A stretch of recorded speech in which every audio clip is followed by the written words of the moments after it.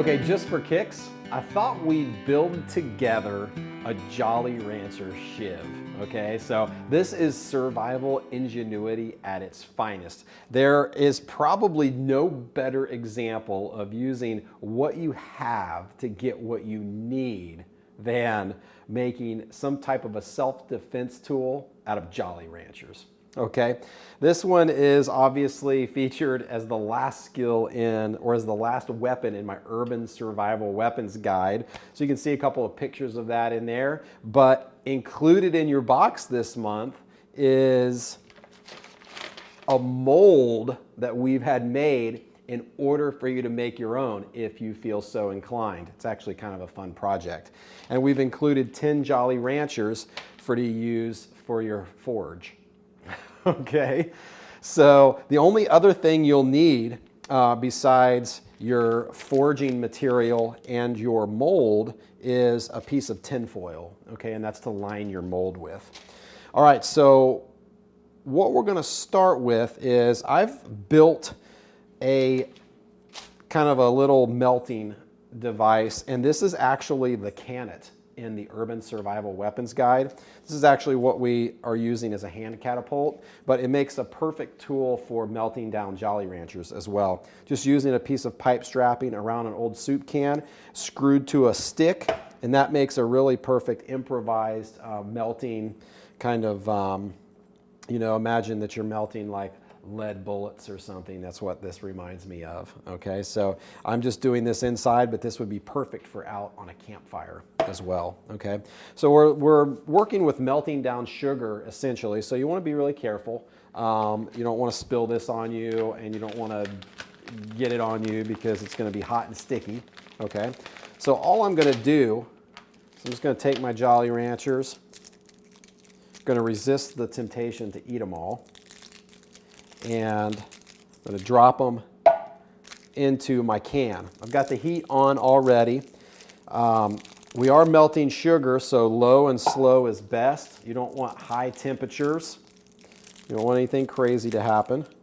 Just going to toss 10 of these Jolly Ranchers in here, and then we're just going to put it on medium heat, and we're going to wait for these to melt down into a liquid.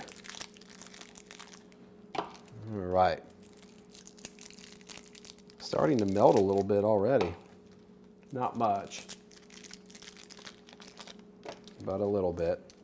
Now, if you wanted a certain color shiv, then you could go to the grocery store and, you know, get a bunch of one color. You know, at this route, this is going to be like kind of a brownish, orangish shiv. All right. And I'm going to try to say the word shiv as many times as possible in this video. All right, you can see they're starting to get a little sticky and gooey down in there. Starting to slide around a little bit. So I'm going to leave them on here to heat down. And while those are melting down, I'm going to go ahead and prepare my mold. Okay, to do that, I'm just going to take a piece of tin foil, and I'm just going to press it down into this mold a little bit, because if you don't line this with tin foil, your forge material, aka melted Jolly Ranchers, is just going to stick to the wood. Okay, so I want to press this down in there as best as I can. I want to get all the edges down in there so I can get as much material as possible.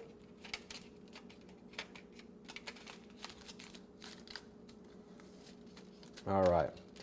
So there I've melted, or I've lined this mold as best as I can with that tin foil. Now, if you were in a real improvised survival scenario, you don't need a mold. You can form this tin foil or anything. You could do this in sand if you wanted to, or you could even do it in dry dirt if you absolutely had to. So you could do this in a variety of ways. You could do it in cardboard. You could do it in all kinds of different things. But this is really easy to do at home. All right, so I'm going to let these melt down a little bit, and then I'll come back once they're all melted, and we'll pour them into our mold.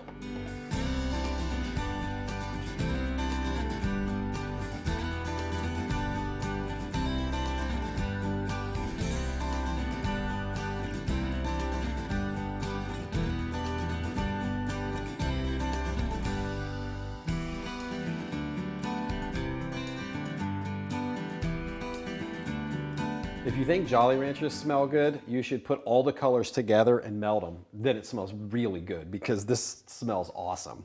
Now, let me issue just yet one more warning. If you're doing this, do medium to low heat, low and slow, and be very careful because when this starts melting, it's like hot lava, okay? So I'm gonna go ahead and cut my heat off.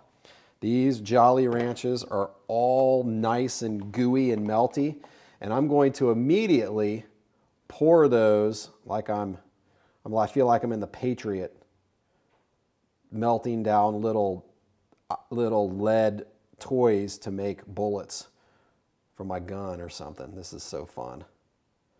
I'm gonna pour this Jolly Rancher. It looks like I've got a green one now, greenish yellow.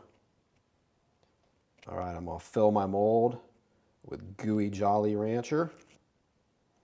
Make sure it's nice and full from corner to corner. Perfect, beautiful. Now I'm just gonna set this aside. And now it's just, I'm gonna wait. This is gonna be my handle wrap material right here. So now I just have to wait until this Jolly Rancher hardens up. And once it does, I'm gonna pop it out of the mold. I'm going to do a handle wrap, and then I'm gonna lick it until it's ridiculously sharp. All right, so it's been a few minutes and my Jolly Rancher shiv has cooled off a little bit. A lot, actually. I'm just gonna peel it away from the tin foil here. And you can see I basically have a knife-shaped big Jolly Rancher. And it's barely a little bit flexible right now, but not really. So my job now is, my hands are gonna get really sticky if I don't do a wrap on it. So I'm gonna do a real quick handle wrap on this shiv. I'm just using a piece of jute twine here. Now, how I'm gonna do this is, I could use anything. I could use a piece of t-shirt material even if I wanted. I'm gonna do a loop like this right here. I'm gonna start at the bottom and I'm gonna wrap around both legs. Pull it nice and tight.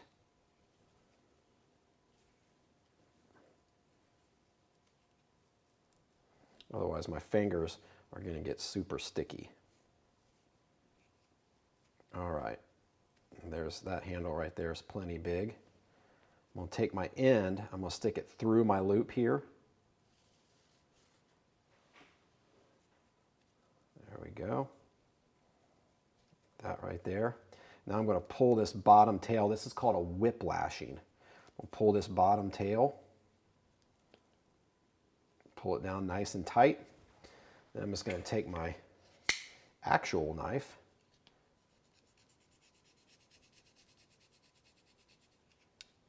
trim this off. Try to do it without cutting too much. There's that one. Go ahead and cut the bottom here. There we go. And now what I'm going to do, got a really nice little grip on this thing. And now what I want to do is I want to actually lick this thing sharp. And so I don't know if you got those big fat like foot-long candy canes when you were a kid or not. But at Christmas, when I was a kid at Christmas, my favorite thing to do was to take those big fat candy canes and lick them to a really sharp point and make like a spear out of them. I know it's ridiculous, but that's what I remember about those candy canes. And so I'm going to basically do the same exact thing with this Jolly Rancher. I'm not so worried. I mean, as ridiculous as it sounds for self-defense, this thing could actually be a self-defense tool. It's not going to be a cutting tool or a carving tool. It's going to be more like a self-defense dagger, okay? So what I'm going to do is I'm actually going to lick this thing so that it's got a really, really sharp point and kind of beginning tip to it. It's going to take me a few minutes. You can see where it's at right now. Get a really nice look at where it's at right now.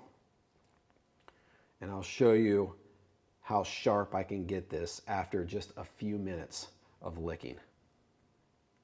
All right, here goes.